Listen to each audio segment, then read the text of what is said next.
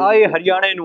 जी हाँ दोस्तों, आपने सोशल मीडिया के अंदर काफी देखा होगा कि ट्विटर पर भी काफी समय तक टैग ये रहा कि अरे हाय हरियाणे नू। जी हाँ दोस्तों, अभी हम पहुंच चुके हैं सतलोक आश्रम भिवानी, जहां संत रामपाल जी महाराज के सानिध्य के अंदर 6, 7, 8 दिवस को संत रामपाल जी महाराज का 73वां अवतरण दिवस मनाया जा रहा है। तो दोस्तों अपने जानेंगे यहाँ पर क्या उनका सिस्टम रहता है और संत रामपाल जी महाराज का देश हित में क्या योगदान है। वैसे तो आप सभी जानते हैं कि संत रामपाल जी महाराज का समाज सुधार के अंदर तो बहुत बड़ा योगदान है।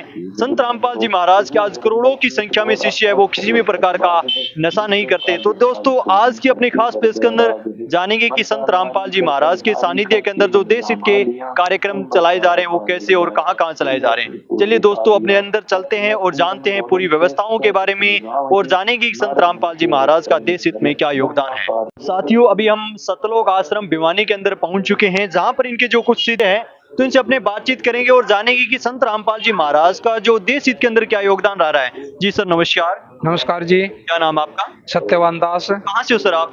मैं भिवानी हरियाणा से हूँ जी। सर आपसे जानना चाह रहे हैं, आप हरियाणा से हो, हरियाणा के अंदर अभी बाढ़ आई तो उसमें संत रामपाल जी महाराज का क्या योगदान रहा? हमारे गुरुजी संत रामपाल जी महाराज का बाढ़ ग्रस्त जो क्षेत्र था उस पे काफी योगदान रहा। हमारे गुरुजी ने हमारे को आदेश दिया या हमारे को बताया गया तो हम घर घर जाकर जो बाढ़ से ग्रस्त थे गांव, उन गांव में हम घर घर जा गए हैं और दवाई और खाने की सुविधा, सब्जी, पानी, जो भी रोजमर्रा की जो चीजें हैं हमने वहां जाके बिल्कुल फ्री उनको करवाई है, उनको प्रदान करी हैं और जो जितनी हमारे से हो सकी और जो उनको जरूरत थी वो हमने वहां जाकर दी है। जहाँ से बाढ़ से निकालने की हो, चाहे उनको खाने पीने की सुविधा हो, किसी भी प्रकार की जहाँ भी उनको प्रॉब्लम लगी हमारे को तो हमने वहां जाकर उनको वो उनकी सुविधा दी है हमने। और परमात्मा की दया से परमात्मा ने हमारे को यही आदेश दे रखा है कि जो विपत्ति के अंदर जो काम नहीं आ सकता ना तो वो फिर वो कोई काम का नहीं है। वो भक्ति और वो साधना क्या काम की जो विपत्ति के अंदर काम नहीं आ सके। तो हमारे गुरुजी ने हमारे को यही शिक्षा दी है कि किसी भी प्रकार की विपत्ति, अभी तो ये छोटी सी नॉर्मल विपत्ति थी, थोड़े से ज्यादा इलाके में नहीं थी, हरियाणा के थोड़े से इलाके में बाढ़ आ गई थी तो उसमें हमने वहां जाकर रात का काम किया है। लेकिन आगे भी और उससे पहले भी कोरोना टाइम में भी हमारे गुरुजी ने बहुत ही अहमियत वाली हमारे को सेवा दी थी। उस टाइम भी जैसे दवाई का बहुत ही दिक्कत थी, सरकार को भी नहीं मिल पा रही थी और तो उस टाइम दवाई पानी की जो भी सुविधा हमारे से हो सकी वो हमने वहाँ दी है। और देश हित के बारे में तो क्या बताएं, हमारे को गुरुजी ने हमारे हर एक चीज के ऊपर, हर एक टॉपिक के ऊपर देश हित के बारे में ही कर रखा है। अब ये दहेज रूपी एक रावण है हमारे जो संसार में फैला हुआ है तो उसके ऊपर भी हमारे गुरुजी ने फोकस दे रखा है कि दहेज रूपी इस रावण को जड़ से खत्म करने का बीड़ा उठाया हुआ है। हमारे जो अनुयायी हैं, हमारे जो गुरुजियां के जो अनुयायी हैं, हमारे जो भक्त भाई हैं वो सिर्फ दहेज मुक्त शादी करते हैं, हम रमणी बोलते हैं। मात्र 17 मिनट के अंदर 2 बच्चों का संस्कार जोड़ना होता है। हमारे गुरुजी के अनुसार, हमारे गुरुजी के जो बताए अनुसार हम 17 मिनट के अंदर सिर्फ वेद मंत्रों के द्वारा एक शादी हो जाती है। कोई उसमें दहेज न तो लिया जाता है न दिया जाता है। नमस्कार। नमस्कार सत साहिब। क्या नाम आपका? मेरा नाम बचन दास है। कहाँ से हो सर आप? मैं यहाँ भिवानी से हूँ। सर आपसे हम जानना चाह रहे हैं कि संत रामपाल जी महाराज का देश हित के अंदर कोरोना काल के अंदर क्या योगदान रहा? देखो जी, वैसे संत रामपाल जी महाराज और उनके अनुयायियों का इस समाज के प्रति बहुत कुछ दान रहा है, लेकिन खासकर कोरोना में मैं आपको बताऊं कि जो आदमी इस कोरोना के दौरान फंस गए थे उनको भी परमात्मा कभी रामपाल जी महाराज ने अपने घरों में पहुंचाने का बंदोबस्त किया। इसके अलावा अगर उनको रहने की जगह नहीं थी तो उनको आश्रमों में रहने के लिए जो है जगह अवेलेबल कराई गई। इसके साथ साथ खाना भी जो था उनको आश्रम से दिया गया, यहाँ तक कि उनके घरों तक भी जो है खाना जो है उनके संत रामपाल जी महाराज ने उनके पास पहुंचाया। सर जैसे कि आपने बताया कि संत रामपाल जी महाराज ने उन्हें खाना भी दिया, घरों तक पहुंचाया, तो क्या वो बिल्कुल फ्री था या उससे कोई चार्ज लिया गया उनसे? नहीं, बिल्कुल फ्री था, कुछ कोई चार्ज नहीं लिया गया।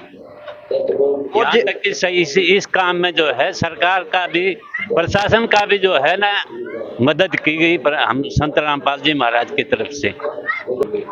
महाराज ने कोरोना के दौरान जो भी दिक्कतें लोगों को आई उनका दुख समझ करके उनको जो है अपने आश्रम में खाली करवा करके उनमें जगह दी गई, और जब तक ये कोरोना चलता रहा तब तक उनको जो है उनका खाने पीने का बंदोबस्त संत रामपाल जी महाराज ने आश्रम में किया था।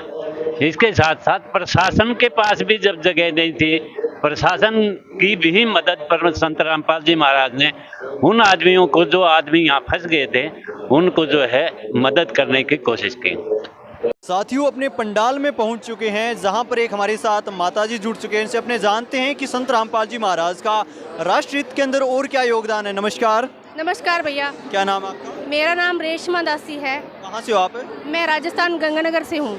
हम आपसे जानना चाह रहे हैं कि संत रामपाल जी महाराज का देश हित के अंदर क्या योगदान है। संत रामपाल जी का समाज सुधार में बहुत ही योगदान है।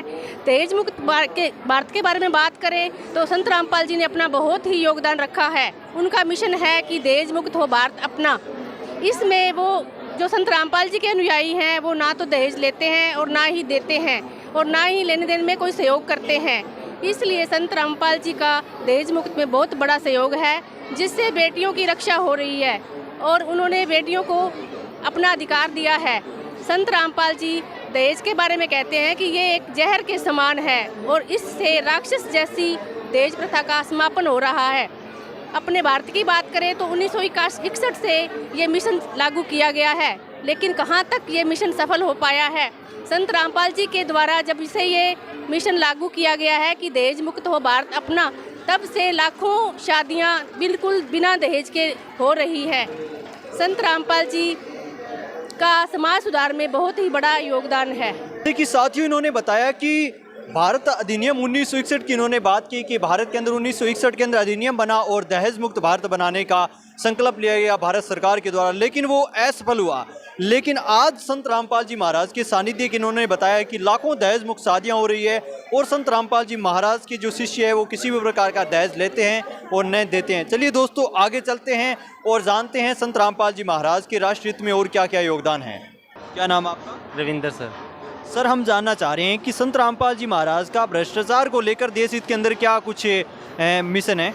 देखो जी, संत रामपाल जी महाराज का जो मिशन है, जिसे भ्रष्टाचार आप कह रहे हैं, भ्रष्टाचार में जैसे कोई भी यदि किसी भी पद पे संत रामपाल जी महाराज किसी नाम लेकर यदि रहता है वो ना तो किसी प्रकार की रिश्वत लेता है, जैसे पैसे का लेन देन होगा। लोग क्या काम करते हैं, कुछ जैसे 2 नंबर के काम होते हैं, वो अपना सिद्ध करवाने के लिए पैसे देते हैं, ठीक है, लेकिन लोग लेते हैं। लेकिन संत रामपाल जी महाराज को, एक संत रामपाल जी महाराज से नाम लेने के बाद उनको एक डर बन जाता है। वो किसी प्रकार का लेन देन नहीं करते, ऐसे रिश्वत नहीं लेते, क्योंकि उसको मालिक का डर होता है यदि हम किसी का लेंगे तो कल को हमें ये चुकाना पड़ेगा, ठीक है। वो पाप का धन कोई लेना नहीं, गलत काम कर देते हैं, तब वहाँ पे जाके फंस जाते हैं, तो वहाँ पे सोचते हैं कि पैसे देकर लेन देन करके कर देते हैं।